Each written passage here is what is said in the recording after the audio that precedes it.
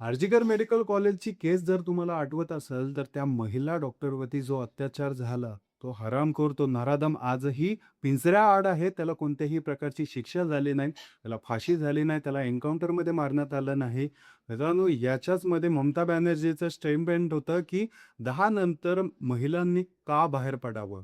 हे जे स्टेटमेंट आहे मित्रांनो, ते अतिशय काय म्हणावं, एखाद्या मुख्यमंत्र्यांनी या प्रकारे बोलणं हे अतिशय खालच्या लेव्हलचं स्टेटमेंट होतं आणि हे स्टेटमेंट ऐकून संपूर्ण बंगाल खवळलं, संपूर्ण भारत खवळलं आणि आज 194 जागांवरती भारतीय जनता पार्टी जे लीड करत आहे, ते या स्टेटमेंटमुळं म्हणलं तरी काही हरकत नाही. मित्रांनो, सर्वात महत्त्वाचं म्हणजे आर्जिकर मेडिकल कॉलेजमध्ये ज्या प्रकारे त्या महिला डॉक्टरवरती अत्याचार झाले, ही आपल्या देशासाठी काम करत होती, आपल्या समाजासाठी काम करत होती.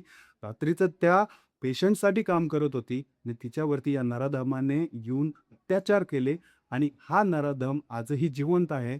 याच्यामुळं आपल्या देखील तळपायाची मस्तकाला जाते, की आपला कायदा करतोय काय? किती दिवस अजून न्याय भेटायला लागणार?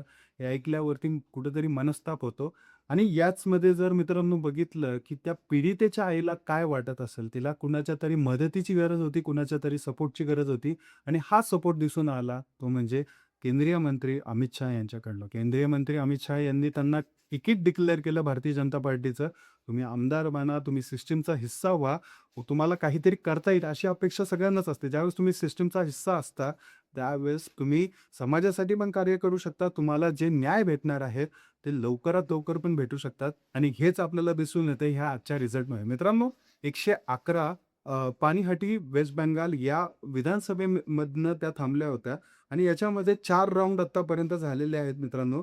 अ, रत्ना डेमनाथ या पीडितेच्या आईचं नाव आहे. पहिल्या राउंडमध्ये मित्रांनो त्यांना पडलेले आहेत 6,892 मतं आणि त्यांचे जे अपोनंट आहेत, जे 5 टर्म आमदार राहिलेले आहेत, ते आहेत मित्रांनो जे तृणमूल काँग्रेसकडनं थांबलेले आहेत. त्यांना पहिल्या राउंडला 4,129 मतं पडलेले आहेत.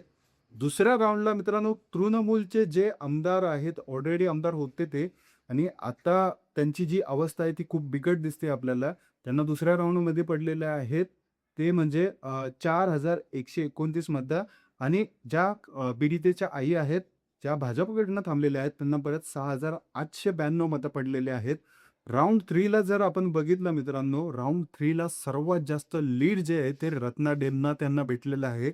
भारतीय जनता पार्टीकडनं त्या थांबल्या 13,784 चं लीड त्यांना भेटलेलं आहे आणि जे तृणमूल काँग्रेसचे जे आमदार आहेत, त्यांना 8,717 मतं पडलेले आहेत. याच्यामध्ये पण रत्ना ज्या आहेत त्या लीड करताना दिसतात आहे. पहिला राउंड त्यांनी लीड केलेला आहे, दुसरा राउंड लीड केलेला आहे, तिसरा राउंड पण लीड केलेला आहे आणि चौथ्या राउंडला मित्रांनो, चौथ्या राउंडला पिछाडीवरती जाताना दिसतात ते रत्ना.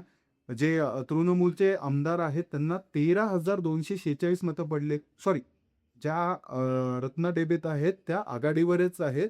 त्यांना 21,313 मतं पडलेली आहेत आणि जे बोश आहेत त्यांना 13,246 मतं पडलेली आहेत. म्हणजे चारही राउंडला आतापर्यंत ज्या पीडितेच्या आई आहेत, त्या आघाडीवरती आहेत आणि 100% मित्रांनो आता दिसून येतंय टोटल त्यांना जे मतदान पडलेलं आहे, ते आपण जर बघितलं तर 34,894 एवढं मतदान त्यांना पडलेलं आहे.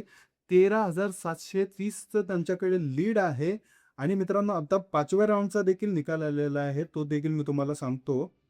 5व्या राउंडला त्यांना 5वा राउंड जो होता तो 28,973 मतं त्यांना पडलेली आहेत आणि मित्रांनो जे त्यांचे अपोनंट आहेत त्यांना 18,160 मतं पडलेली आहेत आणि टोटल जर आपण कॅल्क्युलेट केलं यांचा जो जो पण फायनल हे आलेला आहे तो आहे 35,894 मतं यांना आतापर्यंत पडलेले आहेत. ज्या भारतीय जनता पार्टीच्या उमेदवार आहेत. जे तृणमूल काँग्रेसचे उमेदवार आहेत त्यांना 22,164 मतं पडलेली आहेत. मित्रांनो 13,730चं लीड हे रत्नांनी घेतलेलं आहे आणि जे घोष आहेत ते 13,000नी पिछाडीवरती आहेत.